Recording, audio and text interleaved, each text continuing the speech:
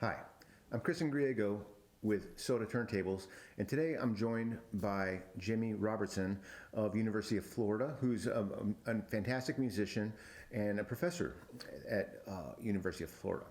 So thanks for being with us today. My pleasure. It's great to be here. Now, I can talk to audiophiles all day long, but what's interesting for me, I like playing vinyl for people that may not be audiophiles and getting their take on things. So today, we were listening to a Soda Cosmos with a Schroeder CB arm and a ZYX cartridge through some Doshi equipment. That sounds okay, and I wanted to get your take on this, because you got to spend a couple hours in there by yourself today. Oh yeah, it was a wonderful morning. I was like a kid in a candy store. And, I have a vinyl setup at home, but it was just next level this morning hearing it on your setup. And I listened to primarily two different albums this morning that are both very important and formative works for me that I've heard a lot throughout my life. And that's Peter Gabriel's Soul. So, not Soul. And also a recording of the great cellist Pablo Casals playing Bach's cello suites.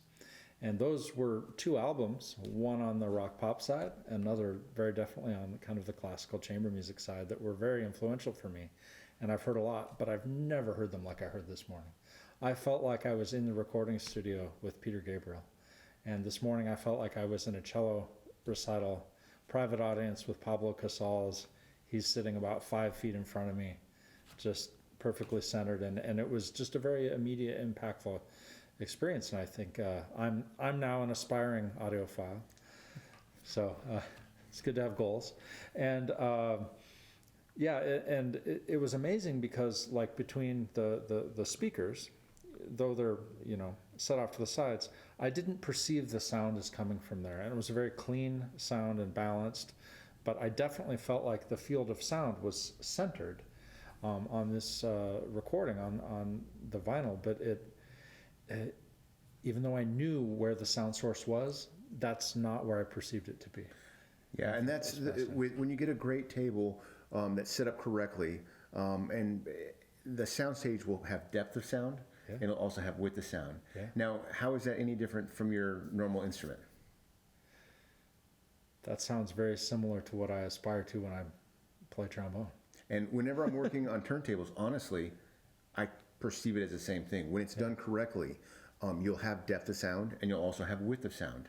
Sure. And then the resonance will actually surround you and envelop you in a very musical way, rather than a very technical way. And so whenever I'm working with turntables, I'm always striving to find, obviously we work on numbers and get as low of wow and flutter as possible, and work out all the small things like belt creep, for example, or just the materials in the material science aspect, just to get the resonance that people hear, because you want to not have the vibrations from the room getting into the needle, of course. Right. And so by doing all these things, we get pure extraction off the record, resonance in the room, and you get to enjoy music.